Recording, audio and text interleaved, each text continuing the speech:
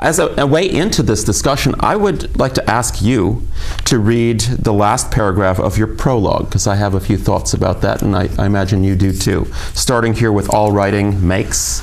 Okay, I'm sure that we'll have some thoughts after I read this. I hope it comes out the way I thought it would.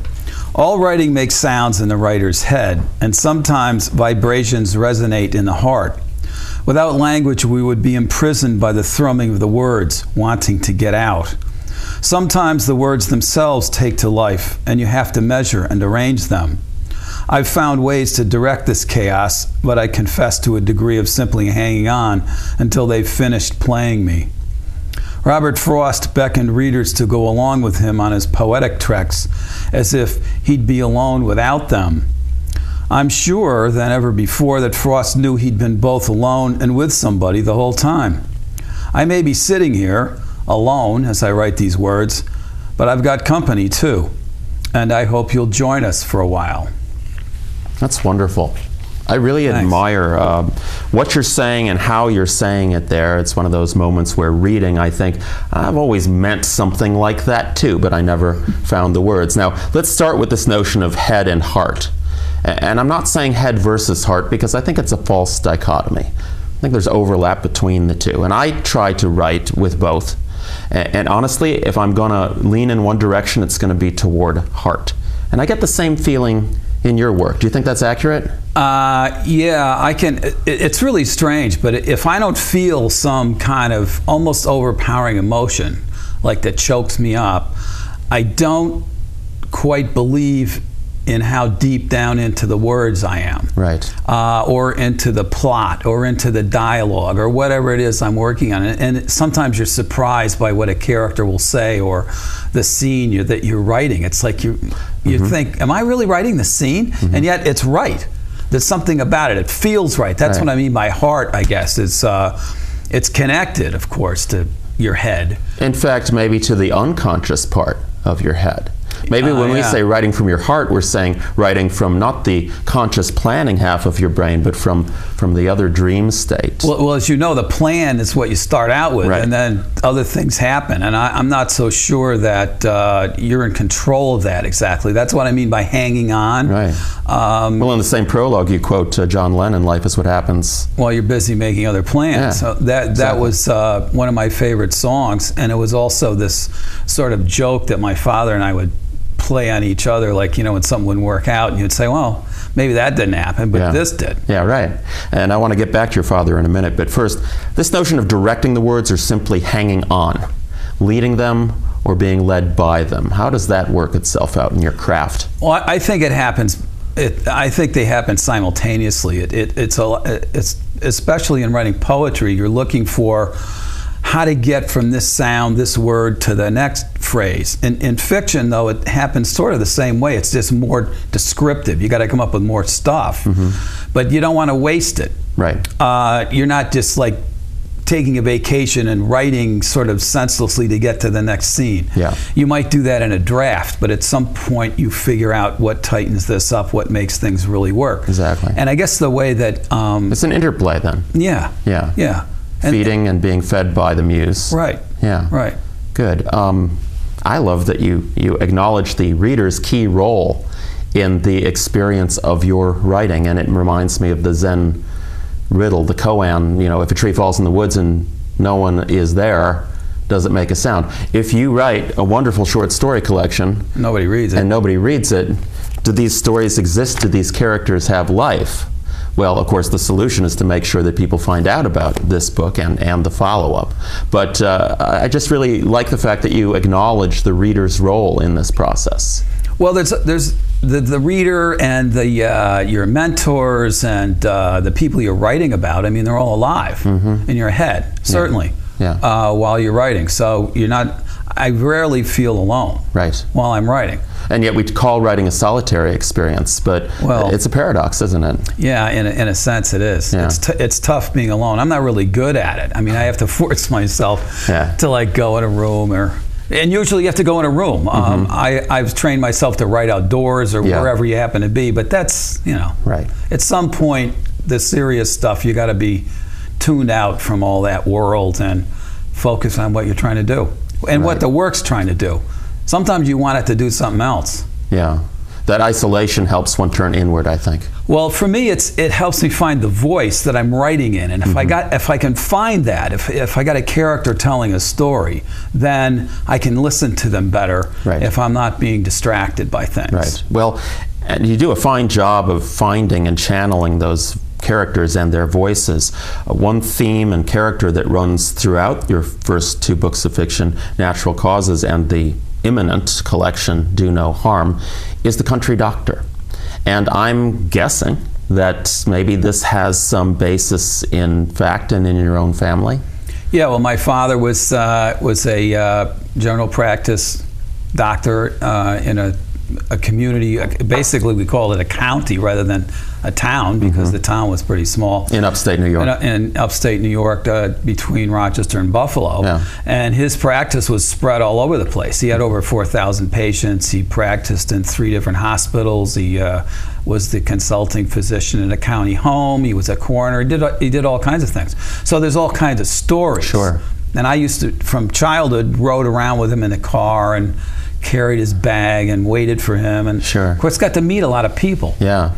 And I like to tell friends of mine, I said, well, I grew up with a lot of sick people, so it's like when you're not feeling good, that's normal to me. You were doing research the whole time, whether you knew it or not, weren't you? Yeah, I guess. Watching these people, these characters, and also listening to the kind of behind-the-scenes stuff that you're... A lot of people told stories. Yeah. And then your grandmother who told a lot of stories, and I always sort of took them literally. It took me a long time to figure out that she was making stuff up to make her stories better. She was a fiction writer. Yeah. Yeah. Yeah. Wonderful. In Do No Harm, again, getting back to this notion of head and heart rather than one or the other, I was honored to be able to write the foreword for this book. And I talked about a Steinbeckian sensibility on your part. Yeah, that blew my mind when I saw that. I was like, woo. The notion that, Steinbeck. Unlike James Joyce, unlike most Faulkner, this isn't consciously clever in order to impress. Rather, it is, I'm going to find this character's voice and do justice to this character in his or her world. And I welcome that trend. I think it gets us away from some of the postmodernism and deconstructionism and the ultra-ironic approach taken by so many writers over the past almost a generation. Do you see yourself as part of a movement to sort of bring the heart back on stage and do justice to the people? I suppose I could say that, but I don't really see myself as part of a movement. I think, getting back to the mentor notion, there are people who I've read who've really impressed me with their ability to do that. Yeah. In certain stories. I think Hemingway does that to a large extent. I think Richard Ford does that in his short stories. Yes. Getting into that point of view of somebody, it isn't him. I mean, he's not this 40-year-old guy. He's like a 14-year-old kid. How do you do that? Right. But for the length of the story, he is. Yeah. And you are these people. You become the country doctor. You become the grandson of Cousin Henry and Cousin Henry's sister, your grandmother. You become the self-critical high school teacher in A Life of the Mind. You become the rebel turned realtor in What I Want to Say. And I really admire your loyalty, I guess, to these characters. In bringing these point of view protagonists to life, you also bring to life a really neat supporting cast of characters who we don't get into the mind and the voice of, but we observe them through the protagonist's voice. And often these people are what I would describe as have-nots, people less fortunate. Two of the stories in the new collection, Do No Harm, deal with the Native American experience in recent or contemporary United States. And there is also one that takes as its title character, though not its point of view character, an elderly African American man in, I think, the 60s or so. Artie's Place. Right around, yeah. Right. So is this a conscious choice to kind of speak up and advocate for the have-nots? Because, of course, Steinbeck did that, too. Well, ironically, no. It's to, I suppose, be true to these people in their characterization, in their setting, and I'm also, you know, a political junkie myself, Yeah. so I have to really avoid making it a polemic. But if you know the context of history, and you have this character like Artie in Artie's place, and you've also been through some strange experiences in a small, basically Protestant farming town. Very white, homogeneous. Oh yeah, completely. Yeah. And it's the mid '60s or early '60s, and so there's a lot of stuff you know about the cultural take on a black guy who lives out in the country, right? And if you do justice to him, you're inevitably going to go to he's seen as a firebrand, he's seen as a troublemaker. Yeah. And my main character, my doctor character, sees all these people. These are his people. Right.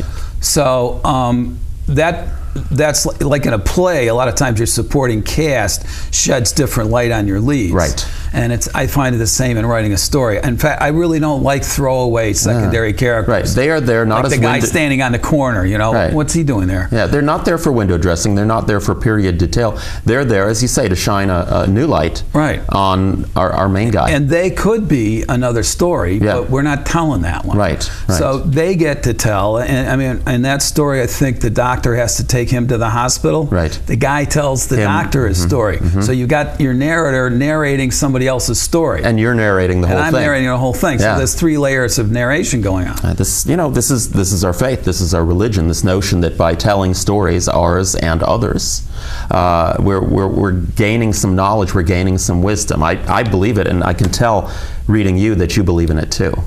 Yeah, I guess so. Yeah, I want to ask you briefly about humor, and then have you read something else. But humor. When you're funny, you're very funny, Gary.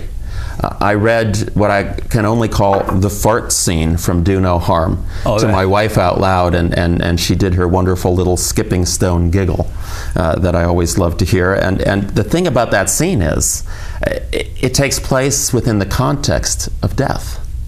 And, you know, I think it's funnier for that. You know, the doctor has to be able, anyone who deals with crisis and loss has to be able to find the humor even in those situations, and you find it when you adopt the doctor's point of view. Well, part of that's real. The doctor really was like that. That was part of a story he told me, but it's hard to be factually correct all the time. Yeah. And trying to get into that head where, you know, he's out. I knew he drove ambulance when he was in med school. I knew that he used to have to go get corpses and take them places, and he had this friend. But you didn't know that the friend was going to have to expel while hefting a heavy body down the that whole scene is just completely created. Yeah. But I mean, you start thinking about, okay, these guys in Syracuse, it's always snowing. I think it's July now, so it probably isn't. But, it's just one of those things when you're writing all this stuff that you've learned in your whole life, actually. Whenever you need it, you mine it. And if you don't have it, you got to know where to go get it. And this is very faithful writing on your part in terms of you're putting yourself in the position of these characters. What would I see? What would I feel? What would I smell if I were doing these things? And just logically you say, well, it's a heavy body. This guy probably would end up passing some gas, and I'm going to go with that and use it. And what you have is this wonderful, like, humorous grace moment within the context of a death and a loss. Well, that's a nice way to put it, and that's of course why we have readers. I mean, I would never say that myself.